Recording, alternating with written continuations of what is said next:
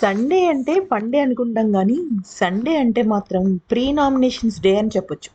ఎందుకంటే నామినేషన్స్‌కి కావాల్సిన చాలా పాయింట్స్ సండేనే దొరుకుతాయి. కానీ ఈరోజు జరిగిన ఎపిసోడ్ కారణంగా అంటే సోనియాని ఇంటి సభ్యులే ఎలిమినేట్ చేసిన కారణంగా పృథ్వీతో పాటుగా నిఖిల్ కూడా ఒక ఇద్దరు కంటెస్టెంట్స్‌ని టార్గెట్ చేశారు. దానిలో మొదటిది సీత, రెండవది ప్రేరణ. అయితే సీత ఇప్పుడు ఆమె క్లాన్ చీఫ్ కాబట్టి ఆమె ఇప్పుడు నామినేషన్స్‌లో ఉంటుందా లేదా అనే విషయం పైన క్లారిటీ లేదు. కానీ నిఖిల్ అండ్ పృథ్వీ ఇద్దరు కూడా ప్రేరణని దారుణంగా నామినేట్ చేశారు. అసలు పృథ్వీకి, ప్రేరణకి మధ్య పెద్ద గొడవ అయిపోయిందట. నామినేషన్స్ ఆల్రెడీ వాళ్ళకి సండేనే జరిగిపోతుంటాయి.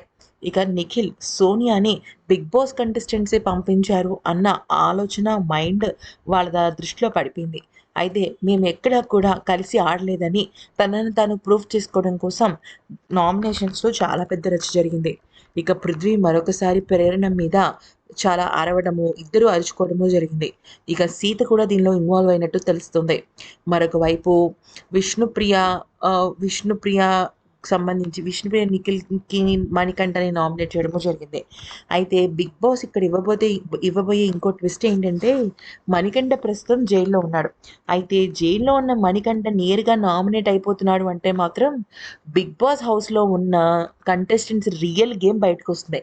ఎందుకంటే ప్రతి ఒక్కరు సేఫ్‌గా మణికంఠని నామినేట్ చేసి తెస్తారు. ఎందుకంటే నువ్వు తప్పుడు నిర్ణయం తీసుకున్నావు అని చెప్పేసి. ఆఖరికి నైనిక కూడా మణికంఠనే నామినేట్ చేయడానికి సిద్ధపడింది. అలా కాకుండా బిగ్ బాసే నేరుగా నామినేట్ అయిన కారణంగా తనని నామినేట్ చేయడానికి వీల్లేదని చెప్పడంతో ఇప్పుడు ఒక్కొక్కళ్ళ నిజ స్వరూపాలు బయటకొస్తాయి.